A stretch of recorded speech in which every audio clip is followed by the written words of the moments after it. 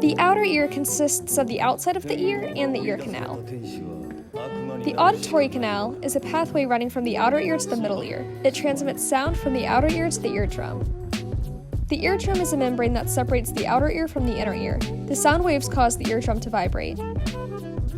The semicircular canals are 3 tiny fluid-filled tubes in your inner ear that help you keep your balance.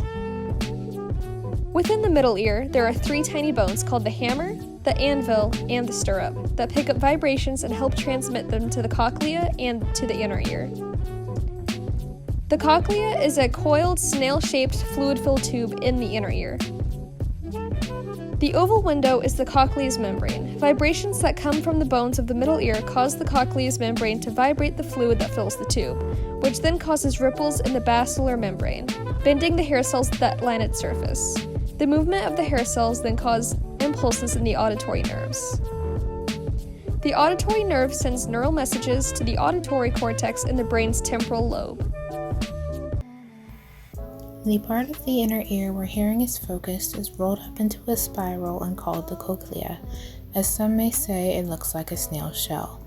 The function of the cochlea is to transform the vibrations of the cochlear liquids and associated structures into a neural signal. An organ called the corti, which is located along the cochlea, is composed of sensory cells called hair cells, which convert vibrations into neural messages. These messages are then passed to the auditory nerve and carried up to the brain. When the cochlea tends not to function or is otherwise harmed, a cochlear implant is usually suggested by most doctors to correct the quote-unquote problem. As soon as an infant is discovered to have hearing loss, the parents are offered CIs as an alternative to the suffrage they believe that will fall onto them. The deaf community differs in opinion on said implants, but the most common thought at the moment is that the implants perpetuate the idea that people who happen to be or fall deaf are crippled somehow or need to be fixed. Cochlear implants are surgically implanted devices that provide electrical stimulation to the 8th nerve. Implants or CIs produce tiny electrical currents that directly stimulate the auditory nerve fibers, bypassing defective or absent hair cells. There is a long history of viewing deafness as a large disability or inconvenience, resulting in loss or fulfillment of life. Has always struggled to remove the automatic medicalization of hearing loss, whether total or partial. That is not to say that they reject medical help, rather that they reserve the right to exist on their own without the assumption that they need the help.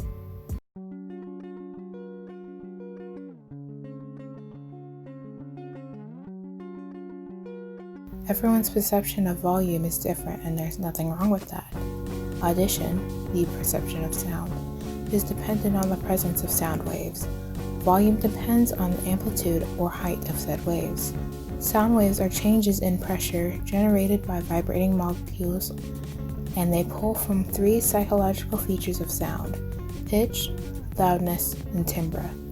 According to dictionary.com, timbre refers to the characteristic quality of sound produced by a particular instrument or voice. Pitch, the degree of highness or lowness of a tone, and loudness, the effect of having exceptional volume or intensity.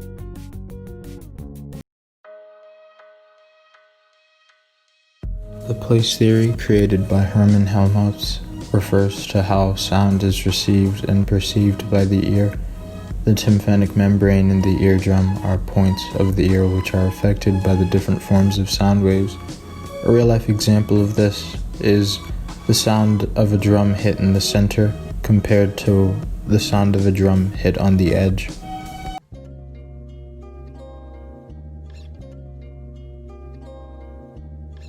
The frequency theory, created by Robert Ellis and John Venn in 1718, refers to how sound and the pulses of the sound travel up the auditory nerve. They carry the information to the brain for processing, and if the rate of this pulse matches the frequency of the tone, it will create the copy of the sound that you're actually hearing.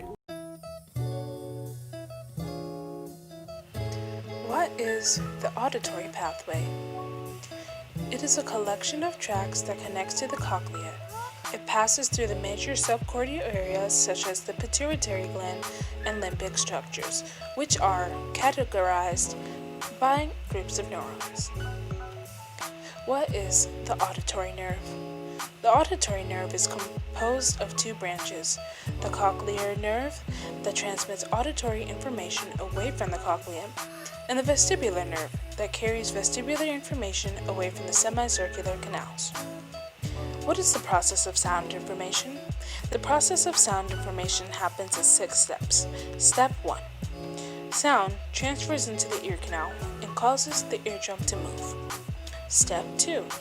The eardrum will vibrate with vibration waves from different sounds. Step 3.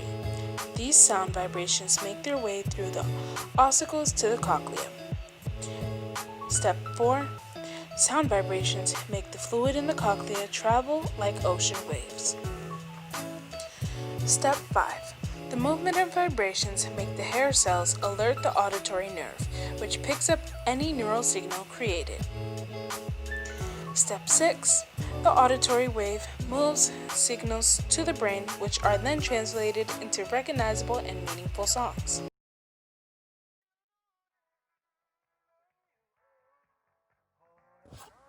Okay, so hearing loss. So basically, hearing loss is when you lose your hearing. Your hearing is reduced. Your level of hearing is reduced because of whatever reason your ears were damaged. So people with hearing losses, they may find it difficult to have conversations or hear noises or hear songs or hear sounds. It could be caused by being hereditary, it could be caused by damage, it could be caused by an aging, and things of that nature. Men more likely to experience hearing loss. People ages 60 and up, they're more likely to experience it. But there's 2 different types of hearing losses. So there's conductive and then there's sensorineural. I can't say that.